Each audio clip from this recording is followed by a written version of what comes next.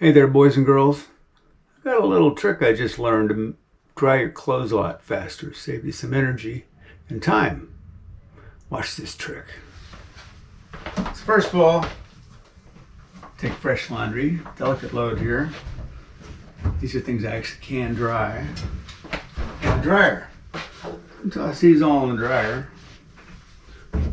Make sure I'm not forgetting anything, because that's just annoying. Then, on top of the dryer, I keep a fresh towel. Nice, clean, dry towel. Take this, open it up, toss it in with the wet clothes, close the dryer, run it on the normal cycle, whatever you're going to use, whether it's permanent press or delicate. Always the least amount of time is best. Set this on delicates, let it go. The clean, dry towel is going to absorb excess moisture, take less time to dry your clothes. Works really well. Give it a try. Let's take a look. The dryer's done.